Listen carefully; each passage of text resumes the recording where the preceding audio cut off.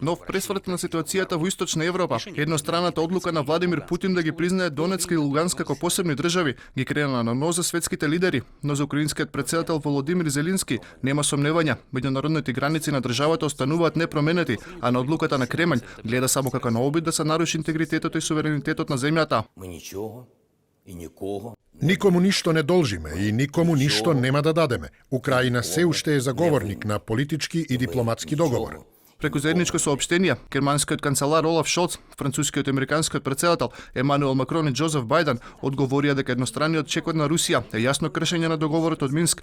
Тројцата лидери му порачаа на Путин дека нема да попуштат во посветеноста за одржување на територијалниот интегритет на Украина. Првиот чекор веќе го направи Вашингтон, откако доцна синоќа американскиот претседател потпише уредба со која се забрануваат инвестиции и трговија на граѓаните на САД со отцепените региони во Источна Украина. Потпишав извршна уредба за да се спречи Русија да профитира од сериозно кршење на меѓународното право.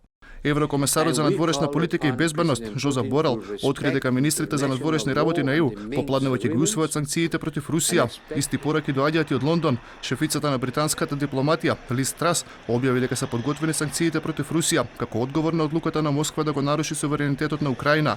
А генералниот секретар на НАТО Јенс Столтенберг ја обвини Русија дека само бара изговор за инвазија врз Украина. Во 2015 година Советот за безбедност на Обединетите нации, во кој членува Русија, го потврди своето целосно почитување на суверенитетот, независноста и територијалниот интегритет на Украина. Донецк и Луганск се дел од Украина. Од украинската армија вела дека проруските сепаратисти продолжуваат со нападите врз нивните позиции. Само во изминативе 24 часа загинале 20 украински војници, а 12 биле повредени.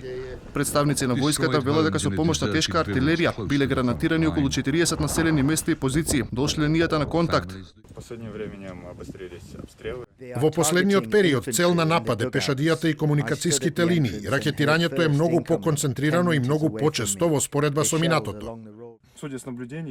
Никако не можам да ја разберам политиката на Путин. Не знам зошто се плаши од Украина кога не представуваме никаква закана. Жителите на Украина пак велат дека се што сакаат да живеат во мир, барат од Зеленски, Путин и Бајден да се договорат за да запре крвопроливањето на двете страни. Сопрете ја војната, кажете им на Зеленски и Путин да ја спречат војната. Не можеме повеќе да живееме вака. Сите кои живеат тука ќе ви го кажат истото. Ние сме едноставни луѓе и сакаме да живееме во мир. Вчера ја видов мојата соседка како бега во подрумот со незиното двомесечно бебе. Не треба да биде така. Бундесниките региони Донецк и Луганск веќе го ратификуваат договорот за пријателство и помош со Москва, со што и формално се отвараат вратите за добивање на воена и финансиска помош. Жителите на отцепените делови на Украина пак на улиците ја прославија одлуката на Путин. На централниот плоштад во Донецк беше организиран огномет, а била интонирана и химната на Русија.